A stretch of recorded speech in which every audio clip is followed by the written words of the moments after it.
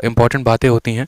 उसमें सैलरी कितना मिलता है, पावर कितना मिलता है, एलिजिबिलिटी क्या होती है, एग्ज़ाम क्या होता है, एज क्या होता है, हर चीज़ जो है उसके बारे में कंप्लीट जानकारी आपको दी जाएगी आज की वीडियो में। और इसके बाद हम शुरू करेंगे अपने 60 दिन 60 मैराथन के स्पेशल एपिसोड यानी एवरेज को। ठीक है, एवरेज को हम स्टार्ट करेंगे। एवरेज को बिल्कुल बेसिक से पढ़ने वाले हैं, एक एक बात को समझने वाले हैं, क्योंकि ये देखो 60 दिन 60 मैराथन है ना, मैंने पहले भी कहा है कि एक इमोशन है, एक इमोशन है ये जो आपके 60 दिन 60 मैराथन सिलेबस से पूरा का पूरा मैथ खत्म कराएगा, आपके सीजल सीएचएसएल में आपको उच्चतम स्कोर दिलाएगा और आपको सिलेक्शन दिलाएगा। ठीक है, जैसे कि आप सभी को पता है कि मेरा नाम आदित्य रंजन है और मैं खुद सीजल सेलेक्टेड हूँ। 2019 में मेरे 644 स्कोर हैं 700 में, और YouTube पर मेरी दोनों स्ट्रैटेजी की वीडियो अपने आप में नंबर 1 पर हिट होती हैं। आप सिर्फ मेरा CHSL स्ट्रैटेजी वर्ड टाइप करेंगे तो आपको मेरी CHSL की स्ट्रैटेजी की वीडियो मिलेगी, सीजल का टाइप करोगे सीजल मिलेगा। बहुत अच्छे तरीके से लोगों ने उसको प्यार दिया है। जिन्होंने अभी तक स्ट्रैटेजी की वीडियो नहीं देखी है वो उसको ज़रूर देखें। और साथ में आज हम बात करेंगे इनकम टैक्स इंस्पेक्टर के पोस्ट के बारे में। सैलरी क्या है, पावर कितनी है, बंदूक मिलेगा नहीं मिलेगा, जो बातें आप लोगों की होती हैं, यूनिफॉर्म होगा नहीं होगा, कहाँ पर पोस्टिंग होगी, कितने टाइम तक पोस्टिंग होगी, इसके प्रमोशंस के एस्पेक्ट क्या क्या हैं, क्या आप यूपीएससी कैडर में आ सकते हैं नहीं आ सकते हैं, हर वो बात को। तो उसके पहले मैं चाहूँगा कि आप इस वीडियो को ज़्यादा से ज़्यादा लोगों तक शेयर कर दें अपनी ईमानदारी से।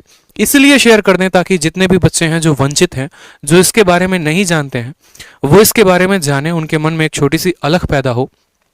ठीक है, कि वो जो है एक तरीके से तैयारी कर सके। हर कोई जो है इस समय बीमार है, परेशान है, दुखी है, लेकिन एक छोटा सा कोई ऐसा वीडियो मेरा उनके पास पहुंच जाए जिसके वजह से उनके जीवन में एक माध्यम मिले, मोटिवेशन मिले और वो अपने लाइफ में तैयारी करके आगे बढ़े। ठीक है, तो आप इस कारण से मेरी वीडियो को शेयर करो, ना कि इस कारण से कि मुझे आप प्रमोट कर रहे हो। ठीक है, ये बहुत क्लियर होना चाहिए। अगर आपको वैल्यू मिल रही है तो आप दूसरों को भी वैल्यू पहुंचाने की कोशिश करो।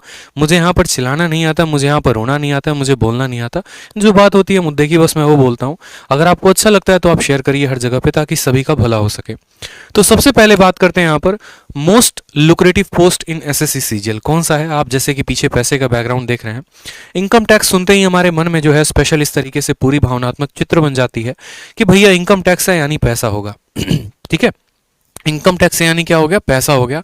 स्पेशली अगर हम बात करें यहाँ पर बिहार में और यूपी में, तो बिहार और यूपी में यही आइडियोलॉजी होती है। अगर आप किसी को बोलेंगे कि हम विदेश मंत्रालय यानी एमईए में हैं तो वो आपकी शायद बात को उस तरीके से ना समझ पाए। लेकिन चूंकि अगर आप बोलते हैं भैया हम इनकम टैक्स में है, तो बस इनकम टैक्स सुनते ही अपने आप में ये शब्द काफी होता है। वो आगे ये नहीं पूछते कि तुम इनकम टैक्स इंस्पेक्टर हो या तुम टैक्स असिस्टेंट हो। इनकम टैक्स क्या हो मतलब पैसा छाप रहा है, जरूर छाप रहा है, गाड़ी वाड़ी होगा, बंगला होगा, अकाउंट में बैलेंस होगा, लाखों करोड़ों रुपए होंगे, ये माइंड में ऐसा चित्र बन जाता है। क्यों? क्योंकि आप देख रहे हैं कि यहाँ पर ये भाई साहब जो है पूरा का पूरा नोटों का गड्ढी गिन रहे हैं। इनकम टैक्स का कुछ प्रोफाइल ही ऐसा होता है। एक एक बात को हम समझेंगे इस स्लाइड के माध्यम से। जैसे सबसे पहले बात, इनकम टैक्स है क्या? तो इनकम टैक्स एक डिपार्टमेंट है। उसमें क्या पोस्ट आपको मिलेगा सीजीएल के माध्यम से? तो आपको इनकम टैक्स इंस्पेक्टर बनने का मिलेगा। क्लैरिटी रख लेना, इनकम टैक्स इंस्पेक्टर अलग होता है, इनकम टैक्स ऑफिसर अलग होता है। आप अगर इनकम टैक्स डिपार्टमेंट में जाना चाहते हैं तो आप दो जगह से जा सकते हैं। सबसे पहले एसएससी सीजीएल का पेपर देके और दूसरा हो गया यूपीएससी का पेपर देके। अगर आप एसएससी सीजीएल का पेपर देंगे तो आपको कौन सा पोस्ट मिलेगा, और अगर आप यूपीएससी का पेपर देंगे तो आपको कौन सा पोस्ट मिलेगा, वो मैं आगे चल के आपको बताऊंगा कि आपकी ज्वाइनिंग एसएससी से कहां पर लगेगी और यूपीएससी से आपकी ज्वाइनिंग कहां पर लगने वाली है। इसके अलावा वीडियो में दूसरे नंबर पर बात करेंगे तो पावर के बारे में बात करेंगे कि आपको कितना पावर दिया जाएगा, आपको रिपोर्ट किसको करना है, आप कहां पर रेड लगा सकते हो और आपको क्या क्या काम होगा। थर्ड नंबर पर बात करते हैं एलिजिबिलिटी की, कि अगर आप इनकम टैक्स इंस्पेक्टर बनना चाहते हैं तो आपकी एलिजिबिलिटी क्या है। ठीक है, ग्रेजुएट होना जरूरी है या 12th पास होना जरूरी है, हर उस बात को समझेंगे। वर्क प्रोफाइल के बारे में सबसे ज्यादा चर्चा होती है कि जैसे कि मैंने कहा इनकम टैक्स सुनते ही माइंड में चित्र क्या बन जाता है, माइंड में चित्र ये बन जाता है कि अरे भैया ठीक है इनकम टैक्स का होगा मतलब पैसा पैसा पैसा, रेड मारना है। लेकिन सारे काम रेड मारने वाले नहीं होते हैं। ठीक है, बहुत ऐसे काम होते हैं जो इनकम टैक्स डिपार्टमेंट में अलग तरीके से भी करना होता है, वो हम यहाँ के वर्क प्रोफाइल में भी समझेंगे। उसके अलावा बात करते हैं ट्रेनिंग की, और जो लास्ट है सबसे इंपॉर्टेंट है वो है सैलरी। सभी पॉइंट्स के बारे में जानेंगे। तो सबसे पहले जान लीजिए कि अगर आपको इनकम टैक्स डिपार्टमेंट में जाना है, देश की सेवा करनी है, तो आप इन दो दिए गए परीक्षाओं से जा सकते हैं। जिसमें सबसे पहला आता है एसएससी सीजीएल। मैं एसएससी की बात नहीं कर रहा, एसएससी सीजीएल की बात कर रहा हूं। यानी जो बच्चे जो ग्रेजुएट हैं, कंबाइंड ग्रेजुएट लेवल पर हैं, वो एसएससी सीजीएल के पेपर को निकालकर इनकम टैक्स डिपार्टमेंट में चयनित हो सकते हैं। और दूसरा हो गया हमारा यूपीएससी। यूपीएससी के बारे में आप बखूबी वाकिफ हैं, पेपर क्या होता है, साल में एक बार होता है, ठीक है। डिटेल में कभी यूपीएससी के बारे में भी चर्चा कर लेंगे। अब एसएससी सीजीएल के माध्यम से अगर किसी भाई को मेरे जाना है और इनकम टैक्स में सिलेक्शन लेना है, ठीक है, तो उसको क्या करना पड़ेगा, उसको ये 4 पेपर्स क्वालिफाई करने पड़ेंगे। अपने माइंड में एक बात को ढाल लो, अगर मानो कि 70,000 रुपए की तनख्वाह वाली नौकरी चाहिए, तो ऐसे नहीं है कि गए और जाकर उठा लिया। थोड़ी मेहनत करनी पड़ती है, और मुझे लगता है थोड़ी नहीं, बहुत ज़्यादा मेहनत करनी पड़ती है, बहुत मशक्कत करना पड़ता है। सीजीएल में अगर सबसे ज़्यादा कट ऑफ वाला कोई पोस्ट है तो वो है इनकम टैक्स इंस्पेक्टर। आप किसी भी साल का हिस्ट्री उठा के देख लो, 2013, 2014, 2015, 16, 17, 18, सबसे ज़्यादा अगर किसी की कट ऑफ जाती है तो इनकम टैक्स इंस्पेक्टर की ही जाती है। तो प्री में आपके होते हैं 4 paper, math, English, reasoning, GK, और ये 4 पेपर 200 नंबर का होता है। इस 200 नंबर को आपको देना होता है। इसकी कट ऑफ आती है 130, 140, 150, कभी इस तरीके से रहती है। उसके बाद आपको यहां पर क्वालिफाई करके मेंस देना होता है। मेंस में इनकम टैक्स इंस्पेक्टर बनने के लिए मैथ और इंग्लिश के 2 पेपर होते हैं, 200 नंबर के, 2 घंटे के, आपको उसको देना होता है। फिर प्री और मेंस का आपका कंबाइंड कट ऑफ आता है। फिर आप जाते हैं डिस्क्रिप्टिव देने। डिस्क्रिप्टिव में आपके 2 पेपर्स होते हैं, एक एस्से हो गया और एक आपका प्रेसिस या लेटर हो गया। ठीक, आपने प्री दे दिया, आपने मेंस दे दिया, आपने डिस्क्रिप्टिव दे दिया, सभी में आपका अच्छा स्कोर है, तो उसके बाद आपको टीयर 4 देना होता है, डॉक्यूमेंट वेरिफिकेशन। कुछ बच्चे पूछ रहे हैं सर क्या इनकम टैक्स में सीपीटी की या फिर डीईएसटी यानी टाइपिंग की आवश्यकता है? तो नहीं, इनकम टैक्स इंस्पेक्टर के पोस्ट के लिए आपको टाइपिंग जो है वो मैंडेटरी नहीं है। किसी भी तरीके से टाइपिंग की कोई आवश्यकता नहीं है। टैक्स असिस्टेंट के लिए जरूरी है, लेकिन इनकम टैक्स इंस्पेक्टर के लिए जरूरी नहीं है। मतलब आप प्री दो, आप मेंस दो, डिस्क्रिप्टिव दो, सभी में हाई स्कोर लेके चलो, शुरू से बहुत ज्यादा नंबर का जो है वो लीड लेके चलो, और उसके बाद जो है आप यहां पर बढ़िया तरीके से इनकम टैक्स के लिए चयनित हो सकते हो। और लास्ट स्टेज होता है डॉक्यूमेंट वेरिफिकेशन, जहां पर आपको जाकर डॉक्यूमेंट वेरीफाई एसएससी के ऑफिस में करवाना पड़ता है। इसमें कुछ बच्चों के डाउट होते हैं कि सर क्या इंटरव्यू होता है? तो नहीं भाई, इंटरव्यू नहीं होता। मोदी गवर्नमेंट जब से आई, बीजेपी गवर्नमेंट जब से आई, उसके बाद इन्होंने इंटरव्यू पोस्ट हटा दिया, क्योंकि इनकम टैक्स ग्रुप सी में आता है, ग्रुप बी में भी नहीं आता। इस बात को ध्यान रखेंगे, income tax inspector group C post है, और ग्रुप सी पोस्ट और ग्रुप बी पोस्ट के सभी से इंटरव्यू हटा दिए गए हैं। पहले क्या था कि ग्रुप बी में भी, ग्रुप सी में, सब जगह इंटरव्यू थे, लेकिन जब से मोदी गवर्नमेंट आई, उन्होंने कहा कि भैया कौन सी नौकरी दे रहे हो, अगर इनकम टैक्स इंस्पेक्टर की दे रहे हो तो इसमें इंटरव्यू की क्या जरूरत है? फालतू की घोटाले होंगे, धांधलेबाजी होंगे, उससे बढ़िया है इंटरव्यू को हटाओ। और इंटरव्यू को हटाने के बाद वो डिस्क्रिप्टिव का चयन लेकर आए कि बच्चा अगर एक अच्छा ढंग से एसएस लिखना जानता है, एक लेटर लिखना जानता है, तो जो 100 नंबर तुम इंटरव्यू में देते हो उससे बढ़िया 100 नंबर का पेपर करवा दो, बच्चा इसमें खुश हो जाएगा। जिस तरीके से जिसने नंबर लिखा होगा, पेपर लिखा होगा, वो आराम से जो है उसको नंबर दो। कल के दिन उसको लगता है कि नहीं यार मेरे नंबर कम आए, ज्यादा आए, तो कम से कम आरटीआई डालकर अपनी कॉपी तो मंगा सकता है। उसके बाद बात करते हैं फिजिकल टेस्ट के बारे में। जैसे कि एक्साइज इंस्पेक्टर में फिजिकल टेस्ट होता है, अदर डिपार्टमेंट में, इनकम टैक्स में कोई भी फिजिकल टेस्ट नहीं होता। ना कहीं भागना है, ना कहीं जाना है, ना कहीं दौड़ना है, कुछ भी नहीं है, कोई फिजिकल टेस्ट नहीं होता है। टाइपिंग की टेस्ट होती है क्या सर? नहीं सर, कोई टाइपिंग की टेस्ट नहीं होती है। सीएसएस का पोस्ट है, उसमें टाइपिंग चाहिए होता है, विदेश मंत्रालय के पोस्ट के लिए टाइपिंग चाहिए होता है, लेकिन इनकम टैक्स इंस्पेक्टर बनने के लिए कोई भी टाइपिंग नहीं चाहिए होती। मतलब आपको सभी चीजों से मुक्ति है, बस काम इतना करना है कि हर पेपर में उच्चतम स्कोर लेके चलना है ताकि आप चयनित हो पाए।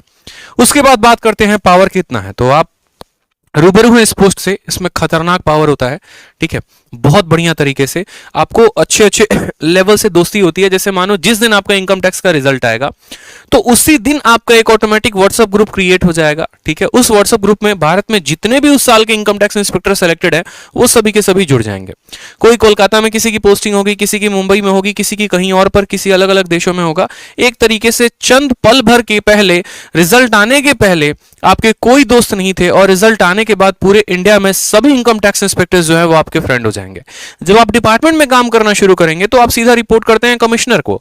इनकम टैक्स कमिश्नर ही डायरेक्ट आपके ट्रेनिंग में आते हैं, तो वहां से भी आपकी पहुंच जो है बहुत अच्छे अच्छे लेवल पर शुरू हो जाएगी। किसी भी डिपार्टमेंट में आपकी बहुत अच्छे तरीके से एक्सेस हो जाते हैं। कुछ पल पहले यूं समझ लो कि अगर पेपर पर भी साइन करवाना पड़ता था तो लाइन में लगे होते थे, जाकर लोगों से पूछना होता था, बात करनी होती थी, 10 घूस कहानी देनी पड़ती थी। लेकिन चंद दिनों के अंदर अंदर आप पूरे भारत में छा जाएंगे, आपकी पकड़ हर जगह पर होगी।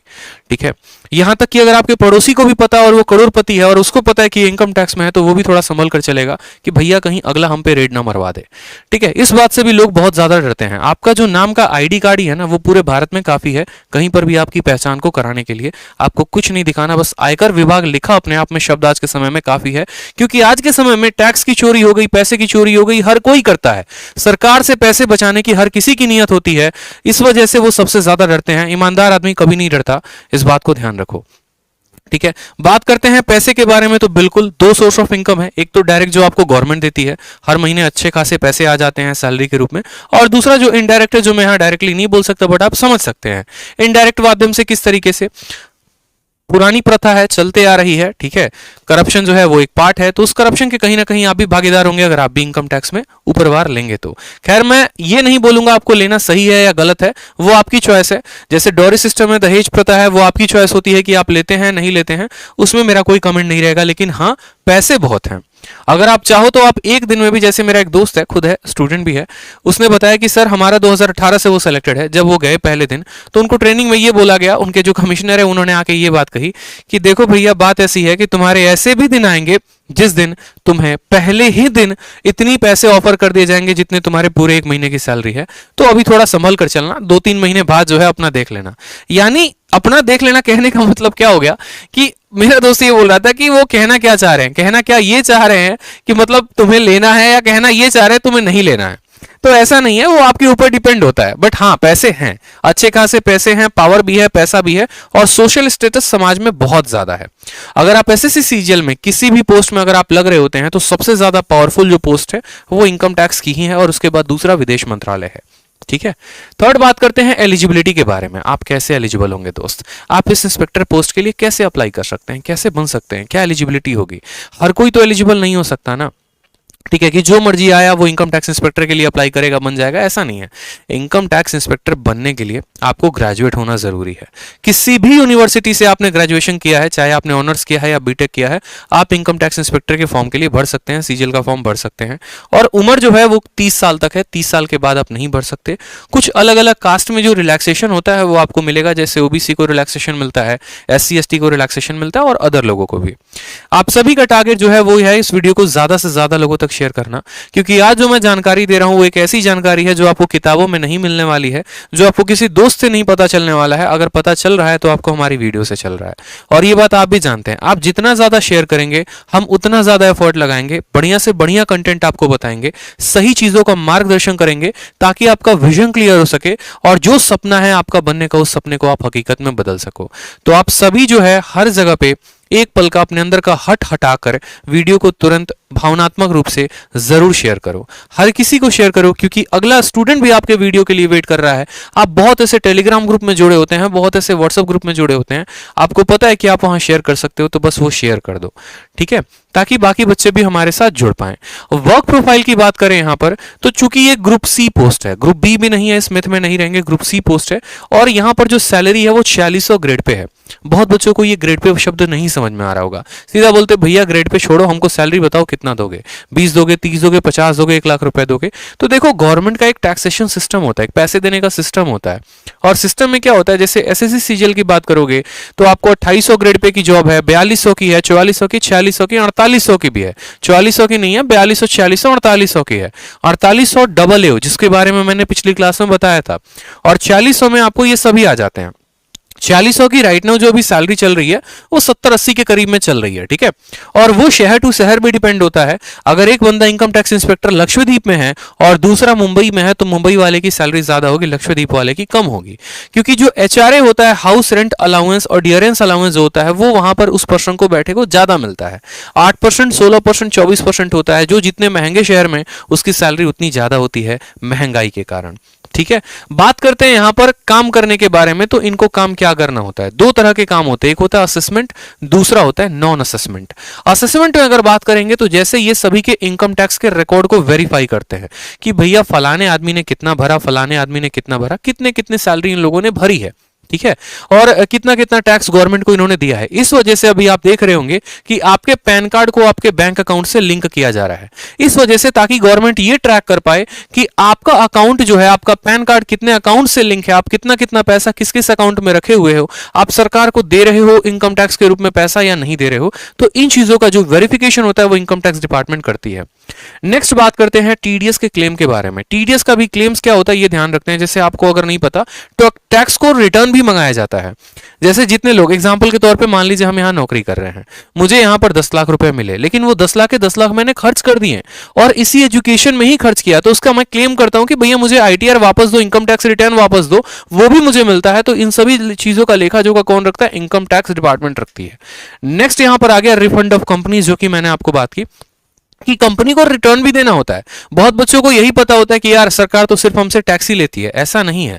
अगर मानिए कि मैंने महीने के 10 लाख रुपए कमाए और 10 लाख के 10 लाख मैंने लोगों को तनख्वाह देने के रूप में दे दिया, कि जैसे मानो 1 लाख रुपए मैंने किराया दे दिया, 1.5 लाख रुपए मैंने वर्कर्स की सैलरी दे दी, बाकी चीजों का मैंने बच्चों को बुक बांट दिया, तो क्या होगा कि जो मेरा टैक्स लग रहा है वो मुझे वापस मिल जाएगा। जो 60-70 हजार रुपए मेरे टैक्स में आएंगे वो वापस आ जाते हैं, उसके लिए मुझे आईटीआर भरना पड़ता है।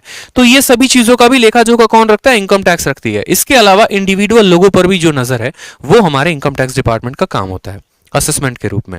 ठीक है भाई, सभी वीडियो शेयर कर दो। मैं बार बार बता रहा हूं, अगर आप लोग को अच्छा कंटेंट चाहिए, वाकई में शब्द मेरे ज्यादा बड़े नहीं होंगे, मुझे ज्यादा चिल्लाना नहीं आता है, ज्यादा मुझे बात करनी नहीं आती है, लेकिन आप लोग को कंटेंट देना जो रेलिवेंट अप्रोप्रिएट होगा, जो जेन्युइन गाइडेंस होगी एक बड़े भाई की तरह, वो मैं जरूर करूंगा। तो हर जगह पर वीडियो शेयर कर दो। ठीक है, पोस्ट डिटेल खत्म होने के पहले 1000 लाइव चाहिए दोस्त। उसके बाद बात करते हैं नॉन असेसमेंट के बारे में। तो नॉन असेसमेंट में आपका सबसे इंपॉर्टेंट आ जाता है रेड। रेड मारने के लिए सबसे ज्यादा आप एक तरीके से ऐसे समझो कि आपके मन में सबसे उत्सुकता होती है। ये तो सभी काम होते हैं जो डेस्क जॉब होते हैं, जो आप अपने ऑफिस में कर रहे होते हैं, इसके लिए कहीं पर आपको जाने की आवश्यकता नहीं है। लेकिन हाँ, इसमें एक फील्ड जॉब होता है, वो है आपका रेड। ठीक है, जैसे आपने एनालाइज कर लिया, आपने पूरा का पूरा एकदम अपना जाल बिछा लिया, जैसे अभी कोई पीयूष जैन या आयुष जैन जो भी थे कानपुर में, पूरा का पूरा अपना डिपार्टमेंट सोच समझ के रहती है कि हाँ भैया इसके पास इतने की वेल्थ होगी, ऐसा होगा, इस तरीके से इसने कमाया होगा, चलो इसके ऊपर जो है बढ़िया से रेड मारते हैं। ऐसा नहीं कि आज मन बनाया उनके ऊपर रेड मारना है तो चले जाएंगे। पूरी एक असेसमेंट होती है, वारंट निकलता है, उस वारंट के तहत आपका पूरा का पूरा एक ऊपर से लेके नीचे तक हर ऑफिसर के सिग्नेचर्स होते हैं उसके अंदर। ठीक है, और आपको पूरा अधिकार दिया जाता है, तब आप वहां से जाते हैं वारंट लेकर और आप वहां पर रेड मारते हैं। और रेड सिर्फ 1 घंटे 2 घंटे की नहीं होती है मेरे भाई, जब तक अगले के पूरे पैसे तुमने वसूल नहीं कर लिए ना, तब तक उसके घर पे रेड पड़ी होती है। दीवारें तोड़ दी जाएंगी, पाइप तोड़ दिया जाएगा, जहां से हो सके वहां से पैसे निकाले जाएंगे, phone, tap lines, everything cut out हो जाता है और बढ़िया तरीके की रेड चल रही होती है। इसीलिए कहा जाता है यही रेड में अगर मानो आपने 1000 करोड़ का रेड मारा तो अगला बंदा जो है कहीं ना कहीं उसका 10% 20% तो आपको ऑफर कर ही देता है कि सर इतना ले लीजिए और बाकी पैसा छोड़ दे दीजिए। तो आपको पता है कि अगर 100 करोड़ का 10% आपको ऑफर हो रहा है तो आप खुद समझदार है, कैलकुलेट करने के लिए इतना मैथ तो आप पढ़ते ही हैं कि आपको एक दिन में कितना रुपया मिल गया। ठीक है, बट अब ऐसा नहीं होता है, इतनी बातें नहीं देखी जाती हैं, वो आप डिपार्टमेंट में जाओगे तो आपको पता चल जाएगा। नेक्स्ट बात करते हैं सैलरी के बारे में। तो जो यहां पर सैलरी है वो कम से कम राइट ना वो भी 70-72 हजार से ऊपर की है। ठीक है, और यहां पर आपको एक और बात बताऊं तो पूरे सीजीएल में 2 ही पोस्ट हैं जो आपको पेट्रोल बिल देते हैं और मोबाइल बिल देते हैं। वो आपका एक हो गया इनकम टैक्स इंस्पेक्टर और एक के बारे में मैंने बता रखा है। ठीक है, पेट्रोल बिल क्यों दिया जाता है? क्योंकि अगर आप पहले की बात करोगे आज से 10-15 साल पहले, तो हर किसी के पास बाइक नहीं थी, हर किसी के पास जो है वो कार नहीं थी और अलग अलग दफ्तरों में जाकर अलग अलग काम कराने होते थे। तो सरकार उस समय आपको ट्रैवलिंग का अलाउंस देती थी, वो पेट्रोल बिल के नाम पे, कि आप जा रहे हैं तो महीने का आपका 30 लीटर फिक्स कर दिया गया है और 30 लीटर का आपको पैसा दिया जाएगा। तो राइट नाउ अभी 2500-2600 रुपए जो है वो सैलरी के अलावा पेट्रोल बिल पे अलग मिलते हैं। और मोबाइल डेटा भी बहुत सस्ता हो गया है, बट अभी भी मोबाइल बिल जो है आपको मिलता है और इसके अलावा आपको एचआरए भी मिलता है, यानी जो आप रहते हैं जिस शहर में, आपका जो किराया आता है वो भी आपको दिया जाता है। अब जो सबसे इंपॉर्टेंट है मेरे दोस्त ना, वो ये है प्रमोशन। इस बात को ध्यान रखो, हमेशा अपने माइंड में इस बात को फिट कर लो। आप जैसे ये बात सोचते हो ना कि यार इनकम टैक्स इंस्पेक्टर के रूप में लगे तो आजीवन इनकम टैक्स इंस्पेक्टर ही रहेंगे, ऐसा नहीं है। ठीक है, आप जिस तरीके से सरकार को अपनी सेवाएं देते रहते हैं, उनको भी इस बात का ध्यान होता है कि अगला हमारे लिए बहुत मेहनत कर रहा है, तो इसका भी ध्यान रखा जाए। और उसी तरीके से आपका यहां पर प्रमोशन भी चल रहा होता है। सबसे पहले बात करें यहां पर तो टैक्स असिस्टेंट, ये भी सीजीएल के पोस्ट से ही कोई लगता है। ठीक है, उसके बाद सीनियर टैक्स असिस्टेंट। अब देखो सीजीएल में क्या होता है, कि आप ऐसे समझो, मानो 700 का पेपर हुआ, तो 700 में मैं अगर आपको ये बोलूं तो 650 जाती है इनकम टैक्स की कट ऑफ, और मानो 600 जाती है आपको टैक्स असिस्टेंट की कट ऑफ। यानी मेरे दो दोस्त हैं, राम है और श्याम है, दोनों ने एसएससी सीजीएल की तैयारी की, दोनों ने पेपर को दिया, राम के नंबर 600 आए और श्याम के नंबर 650 आए, कट ऑफ गई 650, तो श्याम जो है हमारा इनकम टैक्स इंस्पेक्टर बन गया और राम उसी एसएससी सीजीएल पोस्ट से बेचारा टैक्स असिस्टेंट बन गया। तो क्या कभी राम इनकम टैक्स इंस्पेक्टर बन पाएगा? तो जी हां, बिल्कुल बन पाएगा। एसएससी सीजीएल में जो बंदा टैक्स असिस्टेंट लगता है, 3 सालों के बाद क्या होता है कि उसका प्रमोशन सीनियर टैक्स असिस्टेंट में लग जाता है। इसकी सैलरी कम है, पावर कम है, सब कुछ है, इसको टाइपिंग का भी टेस्ट देना पड़ता है। 3 सालों के बाद ये सीनियर टैक्स असिस्टेंट बनता है, फिर उसके 3 सालों के बाद ये इनकम टैक्स इंस्पेक्टर बन जाता है। क्यों भैया? क्योंकि इसकी कट ऑफ कम थी, ये कम नंबर लेकर आया था, लेकिन वहीं पर जो हमारा श्याम है उसके नंबर ज्यादा थे, 700 में 650 थे और कट ऑफ कितनी गई थी? 650। तो ये बंदा डायरेक्ट जो है यहां पर सीधा का सीधा इनकम टैक्स इंस्पेक्टर लगता है। अब इनकम टैक्स इंस्पेक्टर ये बंदा लग चुका है, जैसे मानो मेरा जो है रिजल्ट आया, मैं इनकम टैक्स इंस्पेक्टर बन गया, तो उसके बाद क्या होगा? 6 से 10 साल तक लग जाते हैं इनकम टैक्स ऑफिसर बनने में। और बच्चों को ये दोनों बारे में इंफॉर्मेशन ही नहीं होता है, वो समझते हैं इनकम टैक्स इंस्पेक्टर और इनकम टैक्स ऑफिसर दोनों सेम है। बहुत लोग तो अपने कमरे में आईटीओ लिख दिया।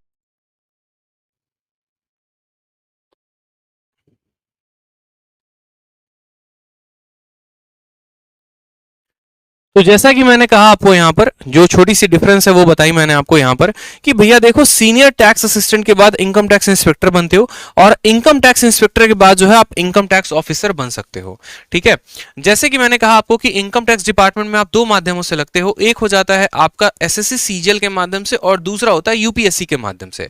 तो एसएससी सीजीएल क्वालिफाई करके आप इनकम टैक्स इंस्पेक्टर बनते हैं और यूपीएससी क्वालिफाई करके आप assistant commissioner of income tax यानी एसीआईटी बनते हैं। ठीक है, तो आप यहां से लेकर यहां तक, आपको अगर मानो कि आज आप यूपीएससी का पेपर देते हो, आपका नहीं निकलता है, तो भी कोई दिक्कत की बात नहीं है। आप 10 से 12 साल के अंदर, यहां पर कम से कम 12 से 14 साल के अंदर आपका प्रमोशन होकर यूपीएससी कैडर में आप चले आओगे।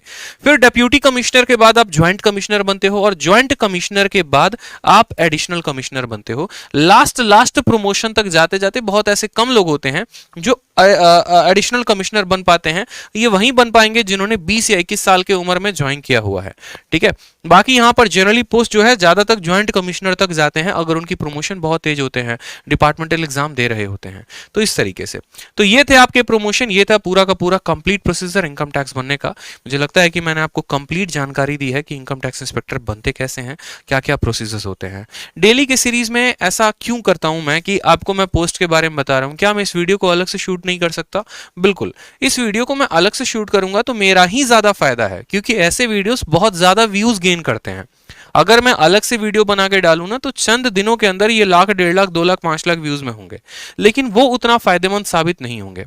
कहते हैं ना कि अगर किसी भी चीज को काटना है तो चाकू को धार लगाओ पहले, तो शायद अच्छे से। जैसे एक लकड़े वाली कहानी आपने सुनी होगी कि पहले पेड़ काटने के पहले 2 लकड़े थे, एक जो है जाएगा पेड़ काटेगा, सिर्फ और सिर्फ पेड़ काटेगा, और दूसरा होगा कि आधा घंटा अपने कुल्हाड़ी पे जो है धार लगाएगा, फिर पेड़ काटेगा, फिर धार लगाएगा, फिर पेड़ काटेगा, और वो ज्यादा पेड़ काट पाएगा कम समय में। यही कहानी है।